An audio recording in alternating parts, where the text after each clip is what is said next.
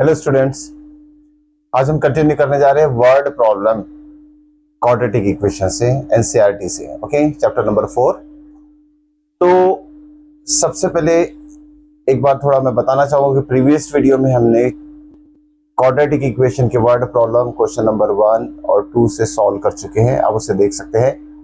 अभी हम आज जो क्वेश्चन लेने वाले बहुत इंपॉर्टेंट क्वेश्चन है, वो क्वेश्चन जो जिससे आपके बहुत सारे कंसेप्ट क्लियर हो सकते हैं।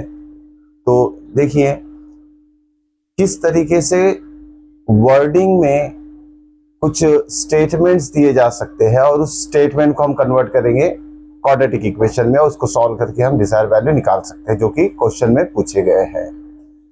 यहाँ एक बताना चाहूंगा कि एक एग्जाम्पल नंबर 8 टेक्स्ट बुक का है, वो एक यूनिक टाइप का क्वेश्चन है। इसकी खासियत यह है कि बहुत कम बच्चे इसे मीन्स स्टडी करते हैं। बहुत सारे बच्चे तो इसे इग्नोर करके, क्योंकि इसमें एक स्टेटमेंट ऐसी है जो समझने में थोड़ा दिक्कत आती है। ओके, तो वही क्वेश्चन से हम शुरुआत करेंगे, बाद में हम एक्सरसाइज से क्वेश्चंस लेंगे। तो हम अभी शुरू करने जा रहे हैं एग्जाम्पल नंबर 8 टेक्स्ट बुक में से, जो कि बहुत इंपॉर्टेंट क्वेश्चन बोल सकते हैं हम। और उसमें एक यूनिक कंसेप्ट दिया है, ज्योमेट्री से भी रिलेटेड है, मेंसुरेशन से भी रिलेटेड है, और उसमें क्वाड्रेटिक इक्वेशन भी बनना है।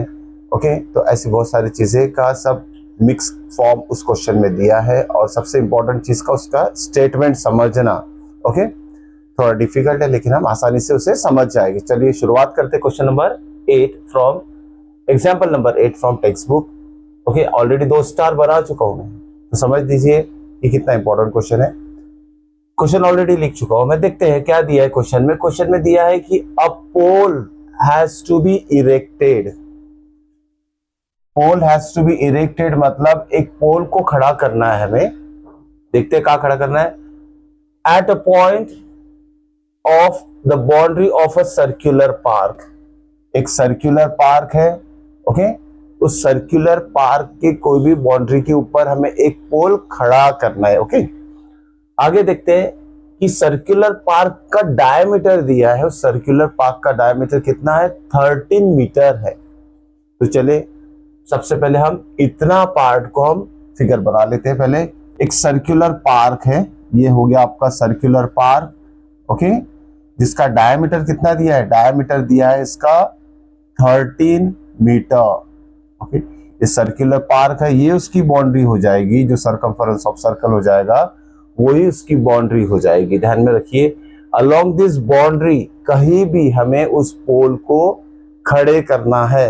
ये पहले लाइन का एक्सप्लेनेशन हो चुका है कि पोल कहाँ खड़ा करना है? सर्कुलर पार्क के बाउंड्री के ऊपर खड़ा करना है, और उस सर्कुलर पार्क की डायमीटर दिया है 13 मीटर। नेक्स्ट स्टेटमेंट देखते हैं। In such a way that the differences, यह वो स्टेटमेंट है जहां बच्चों को समझने में दिक्कत आती है। Okay okay, in such a way that the differences of its distances from two diametrically opposite fixed gate। इससे समझते पहले क्या होता है। ये डायमेट्रिकली अपोजिट का मतलब समझता है। ये डायमीटर है, diametrically opposite fix gate A and B. जैसे डायमीटर का ये एक एंड हो गया, एक गेट यहां है। ओके, और दूसरा गेट यहां है। डायमीटर के दोनों एंड पे 2 गेट है। Okay, in such a way that the differences मतलब difference, okay, of its distance. अब देखिए, मान लेते हैं कि वो पोल की पोजीशन यहां कहीं है। हमने उस पोल को कहां खड़ा किया? Erected. The pole is to be erected at this point A. इस पॉइंट ए पे उस पोल को खड़ा कर दिया हमने। और क्या बोला गया है कि the distances from two diametrically opposite fix gate, ये दोनों अपोजिट फिक्स गेट है अलोंग द डायमीटर। यहां से उसका इस पोल का जो डिस्टेंस है, इस गेट से इस पोल का जो डिस्टेंस रहेगा और इस गेट से जो इस पोल का डिस्टेंस रहेगा, ये दोनों डिस्टेंस का डिफरेंस दिया है 7 मीटर। ये चीज समझना पड़ेगा आपको। ओके, एक बार और रिपीट कर लेते हैं। In such a way that the differences of its distances, उस पोल का इस दोनों गेट से जितना डिस्टेंस रहेगा, यहां मान लेते जो भी है, ये इसे नाम दे देते हम ये गेट ए हो गया और ये गेट बी हो गया। चलिए, पोल पी हो गया, गेट ए से उसका डिस्टेंस हम एपी मान लेते हैं और गेट बी से उसका डिस्टेंस बीपी मान लेते हैं। ये दोनों डिस्टेंस का, दोनों गेट के जो भी डिस्टेंस रहेगा पोल पी से, दोनों डिस्टेंसेस का डिफरेंस, ओके, मतलब सब्सट्रैक्शन। ये लेंथ माइनस ये लेंथ या फिर ये लेंथ माइनस ये लेंथ, हमें ये दिया नहीं है कि कौन सा पॉइंट या कौन सा गेट इस पोल पी के पास में है या कौन सा गेट दूर है। तो हम इमेजिन कर सकते हैं कि दोनों में से एक बड़ा रहेगा एक छोटा रहेगा, तभी डिफरेंस 7 आएगा इसमें।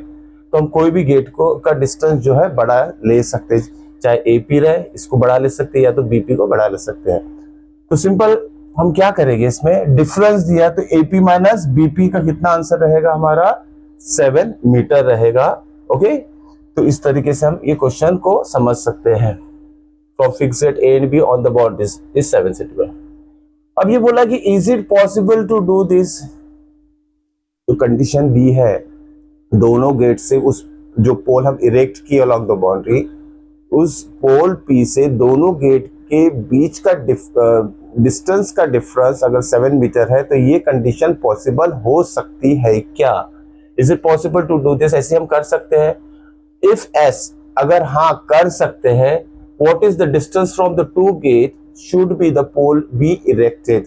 अगर ये कंडीशन सेटिस्फाई होती है ऐसी कुछ, तो इस पोल का गेट ए और गेट बी से हमें क्या करना पड़ेगा, डिस्टेंस निकालना पड़ेगा। तो हम क्या करते हैं, यहाँ पोल पी को गेट ए और गेट बी से ज्वाइन कर देते हैं। समझ में आया कंसेप्ट? इस तरह से हमारा इस क्वेश्चन का फिगर बन चुका है। अब आगे देखते हैं, एक सर्कल की प्रॉपर्टी है, any triangle drawn in a semi circle, जैसे डायमीटर क्या करेगा, इस सर्कल के 2 पार्ट कर देगा तो इक्वल हाफ करेगा डायमीटर। ओके, तो कोई भी ट्रायंगल अगर किसी सेमी सर्कल में बनता है तो कभी भी राइट एंगल ट्रायंगल रहेगा, ये चीज ध्यान में रखिए। Any triangle in a given circle is always called as a right angle triangle. Okay, तो ये सेमी सर्कल हो गया और ये सेमी सर्कल हो गया, लेकिन ट्रायंगल हमने यहाँ फॉर्म किया है, तो ट्रायंगल ए पी बी ये जो रहेगा ये 90 डिग्री रहेगा, और 90 डिग्री कहाँ फॉर्म करेगा, जो पॉइंट सर्कल के ऊपर रहेगा वही 90 डिग्री रहेगा, और ये दोनों एंगल का सम 90 डिग्री रहेगा, क्योंकि हमें पता है राइट एंगल ट्रायंगल में एक 90 रहता है, तो दूसरे दोनों एंगल का सम भी 90 रहता है। ओके, तो इस तरह से हमने फिगर बना लिए है। क्वेश्चन समझ में आया होगा। फिर से एक शॉर्ट में हम बता देते हैं, एक सर्कुलर पार्क है, सर्कुलर पार्क में डायमीटर दिया है ए बी। ओके, उस डायमीटर के एंड में 2 गेट है, गेट ए और गेट बी। एक पोल को इरेक्ट करना है, खड़ा करना है along the boundary of circle. उस पोल से गेट ए और गेट बी का जितना भी डिस्टेंस होगा, दोनों डिस्टेंस के डिफरेंस 7 मीटर दिया है, यानी दिस माइनस दिस कर लो या तो दिस माइनस दिस कर लो, डिफरेंस 7 आएगा। किसी भी एक लेंथ को हम बड़ी या दूसरी को छोटी ले सकते हैं। मतलब गिवन क्या है इसमें, गिवन है कि डिफरेंस मतलब AP minus BP is equal to 7 हम लेके चलते हैं माइंड में। ओके, तो इस तरह से क्वेश्चन हमने पूरा एक्सप्लेन कर दिया। इसका सॉल्यूशन निकालते हैं, देखते हैं इसका सॉल्यूशन क्या होगा। ओके, शुरुआत करते हैं। अभी ये हमारा फिगर बन चुका है। अब देखिए, let P be the position of pole। P क्या रिप्रेजेंट कर रहा है, पोल का पोजीशन रिप्रेजेंट कर रहा है along the circumference. Okay, AP और BP, A and B are gate, A and B क्या रिप्रेजेंट कर रहा है, 2 गेट्स, 2 गेट्स रिप्रेजेंट कर रहे हैं। अकॉर्डिंग टू कंडीशन क्या दिया है, according to condition AP minus BP is equal to 7 metre दिया है। Difference between the distances of pole P from both the gates A and B is 7, इसलिए AP minus BP is equal to 7। और इसमें एक चीज दिया है, okay, area दिया है। एरिया कितना था इसका, एरिया नहीं दिया, सॉरी, ओके, एरिया नहीं दिया इसमें, इसमें सिर्फ डायमीटर दिया है 13 मीटर। डायमीटर लिखेंगे यहाँ, डायमीटर दिया है इसमें, diameter is equal to 13 metre दिया है। Okay, diameter is 13 metre.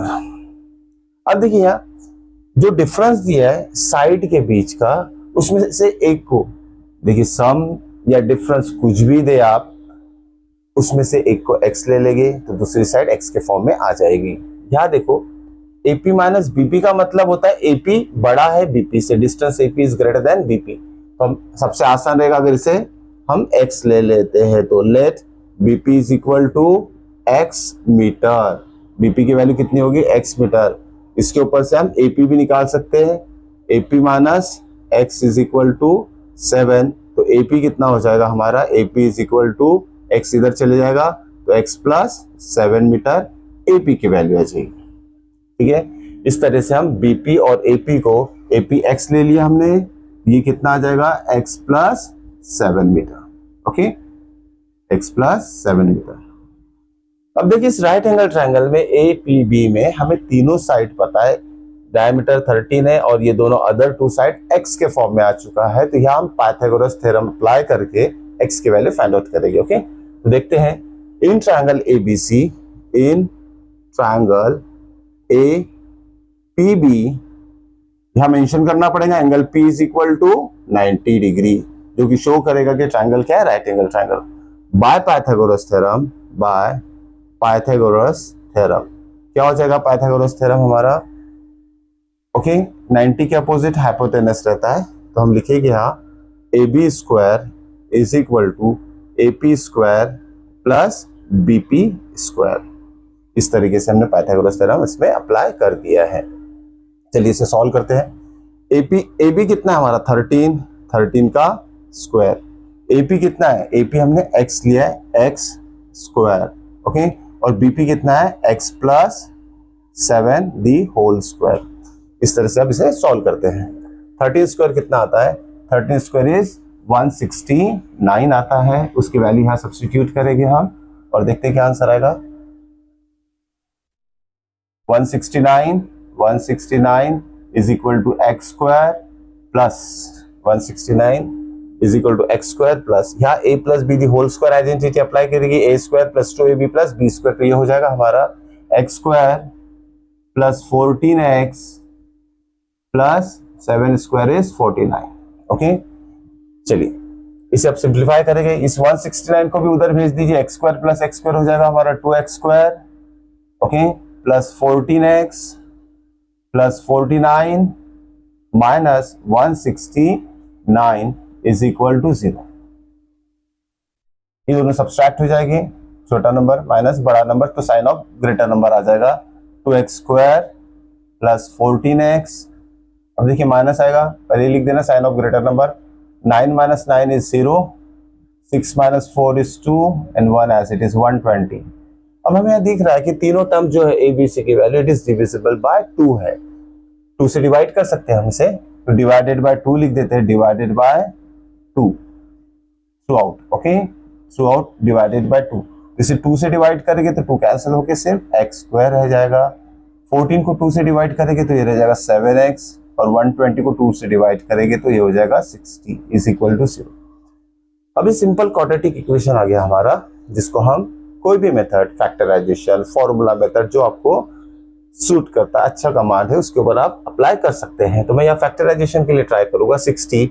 इससे पहले भी हम इसके फैक्टर्स निकाल चुके हैं। 60 के ऐसे दो फैक्टर जिसका सब्सट्रैक्शन, ध्यान में रखिएगा 60 लास्ट कांस्टेंट नंबर है, उसका साइन माइनस है, इसलिए ऐसे इसके दो पार्ट निकालना है जिसका subtraction middle term with sign आना चाहिए। ओके, बहुत बार ये रिपीट किया जा चुका है पिछले वीडियो में। फैक्टराइजेशन मेथड जब हमने स्टडी किया है तो ध्यान दीजिए, मुझे पता है 5 12 सा कितना होता है, 5 12 सा 60 होता है, या तो 12 5 सा भी 60 होता है, और 12 माइनस 5 अगर करते हैं तो इसका आंसर 7 आएगा। तो मिडल टर्म जो प्लस 7 है उसको हम 12x माइनस 5x के फॉर्म में लिख सकते हैं। तो हम लिखेंगे इसे x square plus 12x minus 5x minus 60 is equal to 0। इस फर्स्ट और लास्ट को अंडरलाइन कर लीजिए ताकि कॉमन निकालने में आसानी हो जाए। यहाँ कॉमन निकल जाएगा x, यहाँ रहेगा x प्लस 12, यहाँ से -5 कॉमन आ जाएगा, यहाँ रहेगा x plus 12 equal to 0। Okay, फिर से x प्लस 12 कॉमन आ जाएगा, यहाँ x प्लस 12 और सेकेंड ब्रैकेट में रहेगा x minus 5 equal to 0। either x plus 12 equal to 0 और x माइनस 5 इक्वल टू 0। यहाँ x की वैल्यू नेगेटिव आएगी, कोई भी लेंथ नेगेटिव नहीं हो सकती है, so this one is rejected. Okay, यहाँ मेंशन कर सकते हैं length is never negative. Okay, तो नेक्स्ट आंसर हमारा आ जाएगा x इज इक्वल टू -5, उधर चले जाएगा 5। यहाँ x की वैल्यू आ गई है, इसके ऊपर से हम लिख सकते हैं देयरफॉर साइड AB ले लेते हैं, AP ले लेते हैं। AP को हमने लिया था x, यहाँ देखिए side AP is equal to x लिया हमने, कहा गया ये, हाँ BP को, ओके या BP लिख दिया मैंने, side BP is equal to x लिख दिया, तो कोई बात नहीं, दोनों में से किसी को भी हम x और x प्लस 7 ले सकते हैं।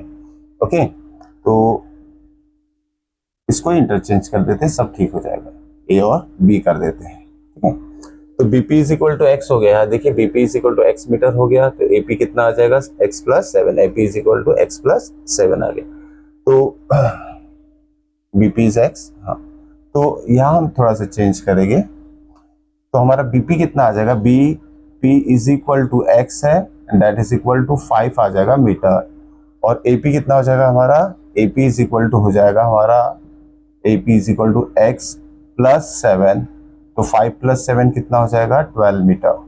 इस तरीके से क्वेश्चन हम सॉल्व कर सकते हैं।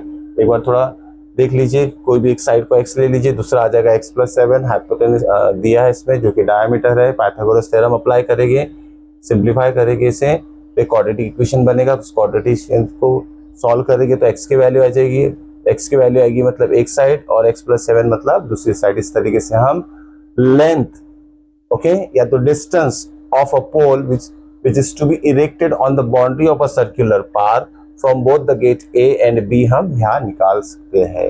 ठीक है, इस तरह से क्वेश्चन सॉल्व किया जा सकता है। चलिए आगे बढ़ते हैं, अब एक्सरसाइज में जाएंगे, हम एक्सरसाइज में जाएंगे।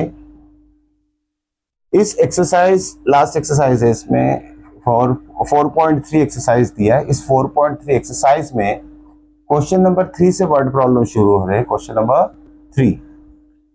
तो क्वेश्चन नंबर 3 पहले डिस्कस करेंगे, हम देखते हैं कि उसमें क्या स्टेटमेंट्स दिए हैं।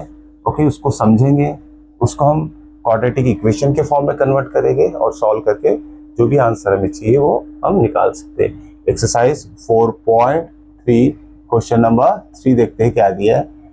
Is it possible to design a rectangular mango groove, okay, whose length is twice of breadth बोला है। लेंथ क्या है, एक रेक्टेंगुलर मैंगो ग्रूव हमें डिजाइन करना है। ओके, अब मैंगो ग्रूव क्या होता है, जैसी एक लाइन रहती है, जैसे एक लाइन में सारे पेड़ है, खड़ी लाइन भी रहेगी, आड़ी लाइन भी रहेगी, इस तरीके से जैसी एक फिगर बना लेते हैं। ये हो गया मैंगो ग्रूव, इसमें इस तरीके से पेड़ लगाए जाएंगे, यहाँ यहाँ यहाँ यहाँ यहाँ यहाँ, तो ऐसी 2 लाइन बनेगी। ठीक है, ये पेड़ की पोजीशन है, खड़ी लाइन आड़ी लाइन, ये खड़ी लाइन और आड़ी लाइन एक स्ट्रेट ही दिखाई देगी, उसको मैंगो ग्रूव कहेंगे हम, तो पेड़ को यहाँ उगाया जाएगा। तो क्या बोला, is it possible to design a rectangular mango grove whose length is twice, ये कंडीशन दी है, लेंथ जो है ब्रेथ से डबल है, length is twice of breadth. Okay, length is twice of breadth and area दिया है 800 meter square, area is 800 meter square जो रेक्टेंगुलर मैंगो ग्रूव है। ओके, रेक्टेंगल इमेजिन कीजिए, एरिया ऑफ रेक्टेंगल दिया है 800 मीटर स्क्वायर, 800 मीटर स्क्वायर जो दिया है उसका एरिया दिया है।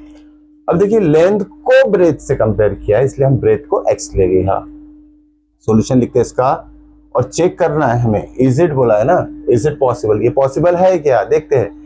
पॉसिबल कब होगा, जब लेंथ और ब्रेथ एक पॉजिटिव नंबर आएगा तभी, फ्रैक्शन नहीं चाहिए, पॉजिटिव नंबर आना चाहिए। ओके, पॉजिटिव नेचुरल नंबर आना चाहिए, तो पॉजिटिव इंटीजर आना चाहिए x की वैल्यू। ओके, तब जाके ये सिचुएशन पॉसिबल होगी। तो देखते हैं उसकी वैल्यू क्या आती है हमारी। Length is compare with breadth because it is given that length is twice of breadth, length को ब्रेथ से कंपेयर किया गया, तो हम क्या करेंगे, लेट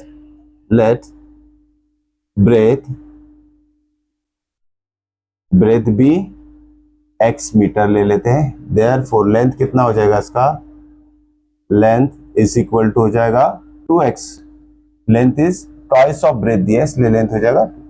एरिया कितना दिया है, एरिया दिया है 800 मीटर स्क्वायर। हमें पता है एरिया ऑफ रेक्टेंगल क्या होता है, area of rectangle mango grove क्या हो जाएगा, L into B, area of rectangle होता है लेंथ इंटू ब्रेथ, तो एरिया ऑफ रेक्टेंगल की वैल्यू सब्स्टिट्यूट करेंगे 800, लेंथ कितना दिया है 2x, ओके, और ब्रेथ कितना दिया है x, कितना आ जाएगा ये 800 is equal to 2 into x, ये हो जाएगा 2x स्क्वायर। ओके, तो ये 2 इसके नीचे जाएगा, 800 डिवाइडेड बाय 2 मतलब 400 आ जाएगा, मतलब x स्क्वायर की वैल्यू 400 आएगी, x square is equal to 400। Okay, तो x इज इक्वल टू आएगा 400, root of 400, square root of 400 means it is 20 सा 400 होता है। इस तरीके से x की वैल्यू निकल गई है। तो हम आगे की स्टेप में लिखेंगे therefore breadth is equal to x is equal to कितना हो जाएगा 20 मीटर, और लेंथ कितना हो जाएगा इसका, length is equal to 2x that is 2 into 20 40 meter. Okay, इस तरीके से ये क्वेश्चन सॉल्व हो सकता है, ऐसी सिचुएशन पॉसिबल है, क्योंकि 40 इंटू 20 करेंगे तो कितना आएगा 800 आंसर आता है। ये चेक भी कर सकते हैं हम, length into breadth is equal to ये एरिया आना चाहिए। तो ऐसी कंडीशन पॉसिबल है to design a rectangular mango grove in which length is twice of breadth and area is 800 meter square. Okay, तो ये कंडीशन हमने सेटिस्फाई कर दी कि पॉसिबल है। देखते हैं नेक्स्ट क्वेश्चन, क्वेश्चन नंबर 4 देखते हैं इसमें कि क्या दिया है। Exercise 4.3 question number 4। अब इस क्वेश्चन को भी हमें शायद जस्टिफाई करना पड़ सकता है या नहीं करना पड़ सकता है। देखते हैं क्वेश्चन नंबर 4 क्या दिया है। Question number 4 is again in the following situation is the following situation possible. देख सकते हैं आप टेक्स्ट बुक में क्वेश्चन नंबर 4 पहले स्टेटमेंट दिया है कि is the following situation is possible, क्या नीचे दी गई सिचुएशन पॉसिबल हो सकती है क्या, क्वेश्चन पूछा है। तो सिचुएशन क्या दी है पहले उसे स्टडी कर लेते हैं। सिचुएशन दी है इसमें कि इफ, अच्छा साथ में और एक सेंटेंस दिया है कि if so determine the present ages, age से रिलेटेड क्वेश्चन है। सबसे पहले क्या बोला गया, is the following situation is possible. अगर वो सिचुएशन पॉसिबल है तो जो भी पर्सन वहां मेंशन किया गया स्टेटमेंट में उनकी एजेस निकालिए, एजेस निकालना है हमें। तो ये जो क्वेश्चन नंबर 4 है एज से रिलेटेड है। देखते हैं हम क्वेश्चन क्या दिया है। Question is the sum of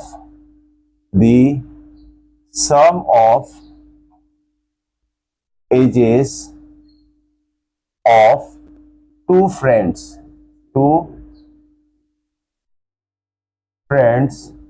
is 20 years। 20 years, दो दोस्त हैं, दोनों दोस्त के एजेस का सम है 20 years। ओके, नेक्स्ट कंडीशन दिया है 4 years ago। 4 years ago, 4 years ago का मतलब होता है पास्ट की बात कर रहा है, जो बीत गया है, मतलब आज से 4 साल पीछे पहले। क्या दिया है 4 years ago the product of their edges, the product of 4 year ago the product of their ages, okay, was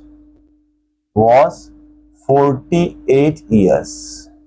Okay, product of their ages is was 48 years.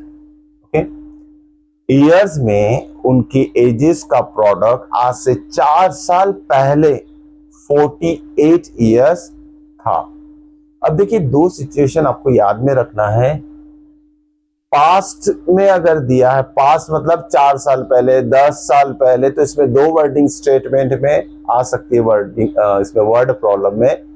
एक तो अगो, पास्ट के लिए दो वर्ड हरदम यूज किए जाते हैं पास्ट के लिए, एक तो अगो यूज करेगा या बिफोर, ध्यान में रखिएगा, 4 ईयर अगो या 4 ईयर बिफोर। और फ्यूचर के लिए, ओके, फ्यूचर के लिए मतलब आगे के, फ्यूचर के लिए क्या बोलेगा, यहाँ दो वर्ड यूज करेगा, ये दो वर्डिंग याद में रखिएगा, कोई कंफ्यूजन नहीं चाहिए। फ्यूचर के लिए यूज करेगा ये आफ्टर और हेंस। ओके, ये कंफ्यूजिंग सेंटेंस है। अगर हेंस आता, 4 ईयर हेंस का मतलब क्या होगा, आज से 4 साल बाद। 4 ईयर आफ्टर बोला है तो आज से 4 साल बाद। जो भी आफ्टर या हेंस होगा तो उतना नंबर ऐड होगा, और एज बिफोर, अगो या बिफोर बोला है तो उतना नंबर सब्सट्रैक्ट किया जाएगा। तो ये चीज आप ध्यान रखिए। तो देखते हैं सम को, the sum of the ages of two friend. Solution निकालते हैं इसका। सॉल्यूशन, दो फ्रेंड है, मान लेते हैं फ्रेंड ए और बी है, दोनों की एजेस का सम कितना दिया है, 20 ईयर्स दिया है, 20 ईयर्स दिया है। ओके, अब हमें ये नहीं पता कि इसका एज कितना है, इसका एज कितना है, तो दोनों में से किसी भी एक का एज एक्स ले सकते हैं। ओके, लेट, ए बी लिखने की जरूरत है तो लिख सकते हैं, नहीं लिखना है तो आप छोड़ दीजिए उसे, सिंपल समझने के लिए, कंपलसरी नहीं कितना। Let age of first friend be x years ले लेते हैं हम, पहले दोस्त की एज एक्स ईयर्स है।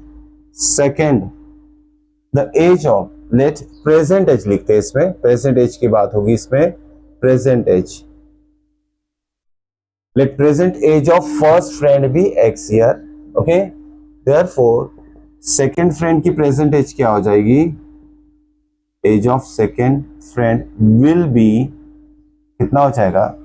अब देखिए, दोनों का सम अगर इसको x लिए तो x इधर जाएगा, 20 माइनस x हो जाएगा, तो सेकंड जो फ्रेंड है उसका एज हो जाएगा 20 माइनस x ईयर्स।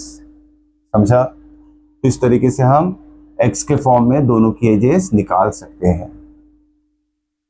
अब एक कंडीशन दी है, क्या दिया है इसमें, 4 ईयर्स अगो मतलब पास, पास मतलब माइनस करना पड़ेगा हमें। देखते हैं, 4 ईयर्स अगो, 4 साल पहले क्या होगा। पहले दोस्त की एज देख लेते हैं, age of first friend, okay, was, past की बात करें हम, कितना हो जाएगा, इसके एज में से हम 4 माइनस कर देंगे, ये हो जाएगा x माइनस 4 ईयर्स। आज से 4 साल पहले मान लेते, पहली जो फर्स्ट जो फ्रेंड है उसका एज x माइनस 4 ईयर था, एंड सेकेंड फ्रेंड का एज कितना हो सकता है, इसमें से भी 4 सब्सट्रैक्ट कर देंगे हम, लिखते हैं 20 माइनस x माइनस 4, ब्रैकेट जब ओपन हो जाएगा तो ये हो जाएगा 20 माइनस x माइनस 4, मतलब 20 minus 4 is 16 minus x years. 4 साल पहले दोनों फ्रेंड की हमने एजेस निकाल ली, ये पहला फ्रेंड की एज है और ये सेकंड फ्रेंड की एज, और कंडीशन क्या दिया है, 4 years ago the product of their edges. 4 साल पहले दोनों के एजेस का प्रोडक्ट कितना है, 48 ईयर्स है। तो चलिए अप्लाई करते हैं अकॉर्डिंग टू कंडीशन, दोनों की एज का प्रोडक्ट ले लेते हैं, x minus 4 into 16 minus x is equal to 48। दोनों को मल्टीप्लाई करेंगे हम, देखते क्या आंसर आता है। x से पहले दोनों को मल्टीप्लाई कर देते हैं, x into 16 is 16x x into minus x is minus x square. अब -4 से मल्टीप्लाई करते हैं, -4 इंटू 16 कितना हो जाएगा, minus of 64, -4 into minus x, minus minus plus हो जाएगा, ये हो जाएगा 4x is equal to 48। Okay, अब इसे सॉल्व करते हैं।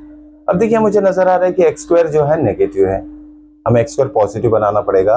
ये सारे टर्म को ही उधर शिफ्ट कर देते हैं। देखो 16x प्लस 4x ये हो जाएगा 20x, इधर जाएगा तो माइनस 20x, साथ में एक्स स्क्वायर भी उधर जाएगा तो प्लस एक्स स्क्वायर, माइनस 64 भी उधर जाएगा तो ये हो जाएगा प्लस।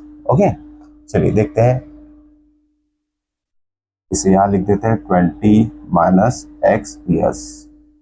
नाउ सारे टर्म को उधर शिफ्ट करेंगे, ये माइनस एक्स स्क्वायर को उधर भेज देते, ये हो जाएगा प्लस एक्स स्क्वायर, साथ में 16x प्लस 4x ये प्लस 20x हो जाएगा, इधर जाएगा राइट हैंड साइड में तो माइनस 20x हो जाएगा, और साथ में ये 48 और माइनस 64 उधर भेज देंगे तो 48 प्लस 64 हो जाएगा। लिखते हैं 48 प्लस 64 इक्वल टू 0।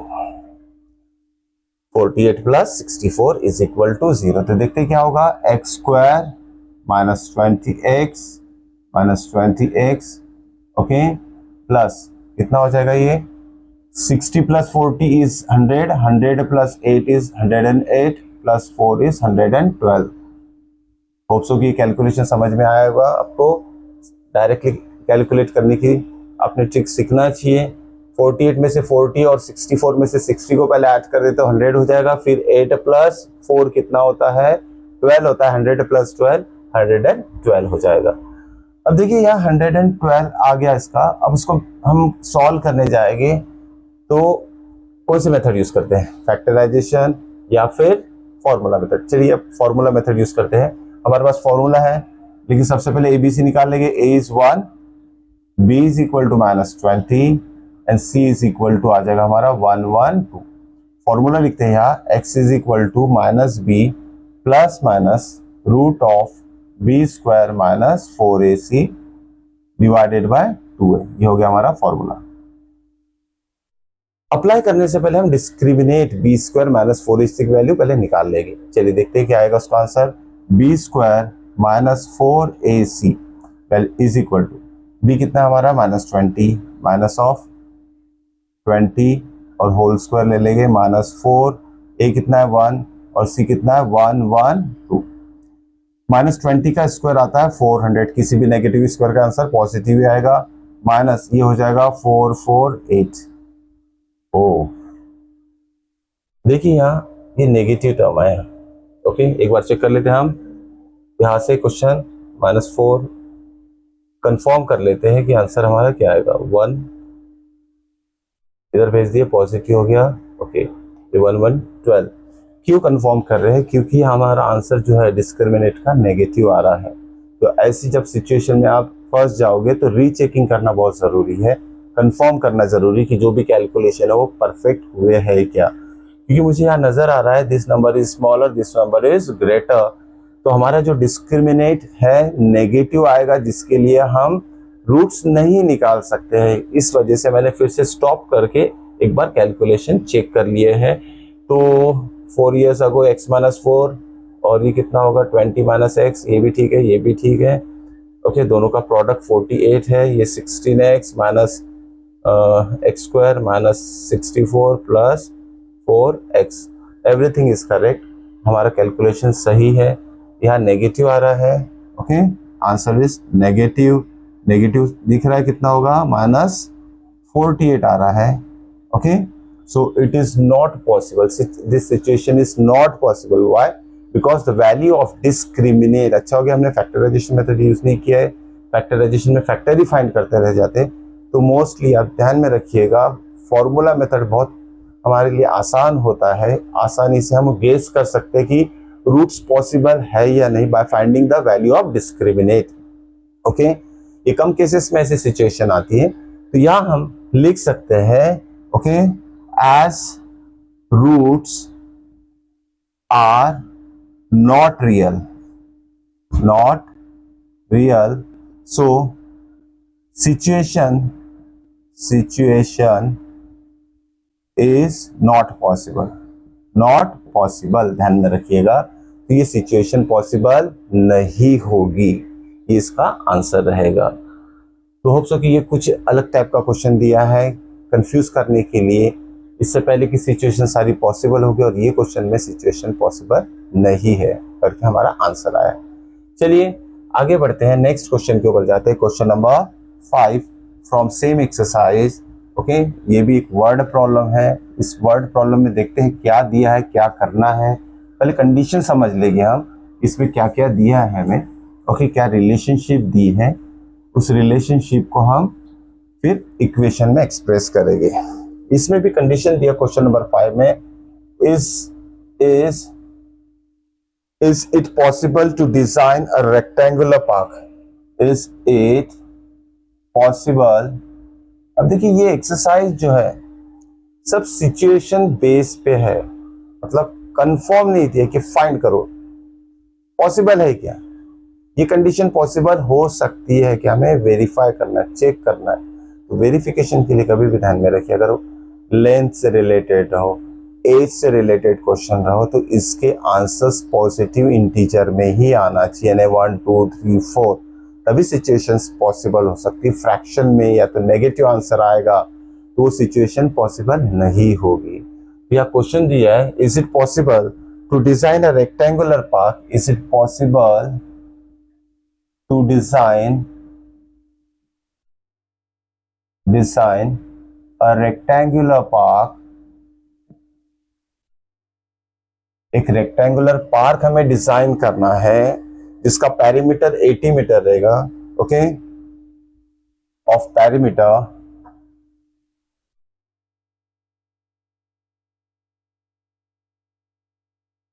80 मीटर रहेगा एंड एरिया 400 मीटर रहेगा, एंड एरिया 400 मीटर स्क्वायर रहेगा।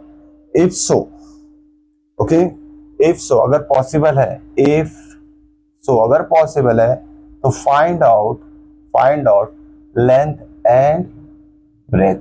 ये क्वेश्चन है हमारा। जैसे एक रेक्टेंगुलर पार्क डिजाइन करके देखना है हमें, उस रेक्टेंगुलर पार्क का पेरीमीटर हमें 80 मीटर चाहिए और एरिया 400 मीटर। ये भी सिचुएशन दी है कि ऐसा पार्क पॉसिबल है क्या जिसका पेरीमीटर मतलब sum of all 4 sides, and area कितना चाहिए हमें, 400 मीटर स्क्वायर चाहिए। तो चलिए एक फिगर ड्रॉ करते हैं और देखते हैं कि इस तरह का पार्क पॉसिबल है क्या। रेक्टेंगुलर पार्क चाहिए, इसलिए रेक्टेंगल का डायग्राम ड्रॉ कर दिया।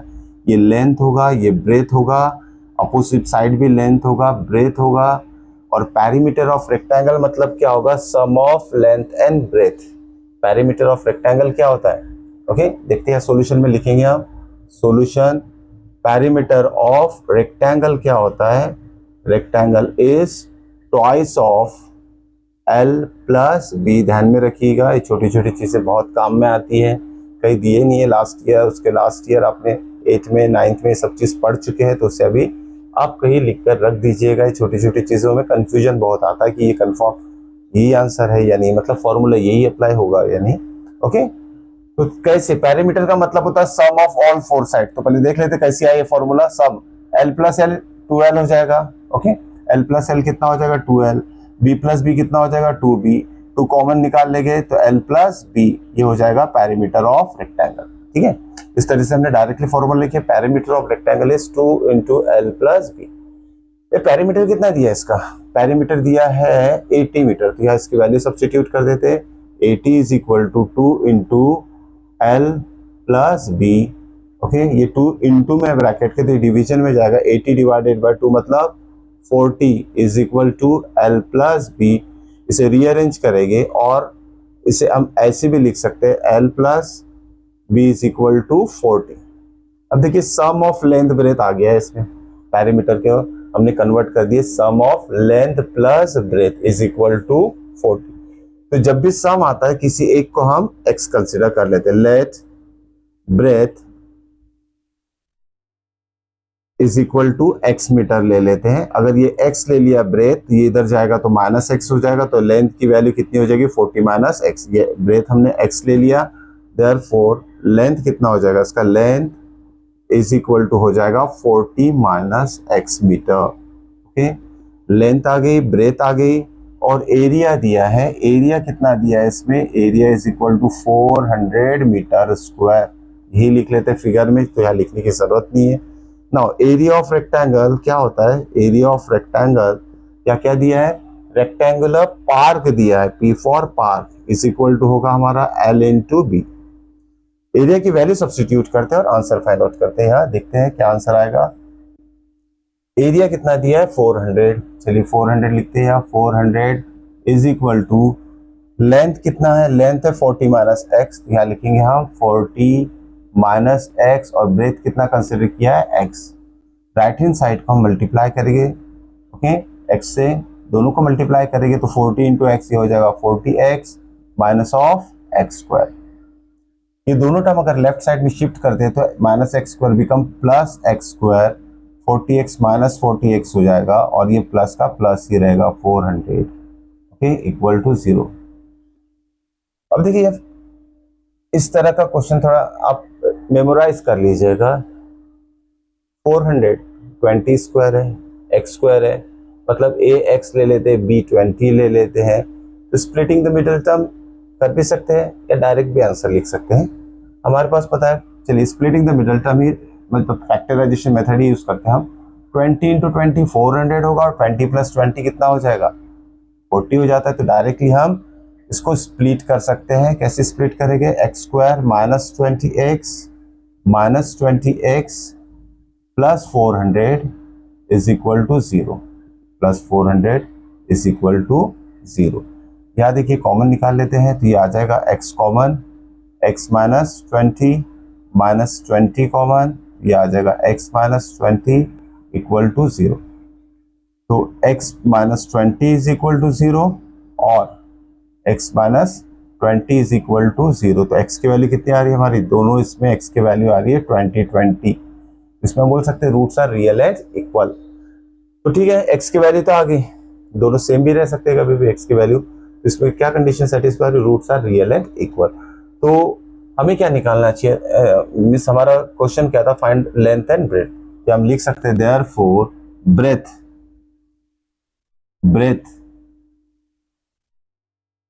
ब्रेथ कितना हो जाएगा इसका, x is equal to 20 meter, और लेंथ कितना हो जाएगा इसका, लेंथ इज इक्वल टू हो जाएगा, लेंथ कितना था 40 minus x, that is equal to 40 minus 20, ये भी 20 मीटर ही आएगा।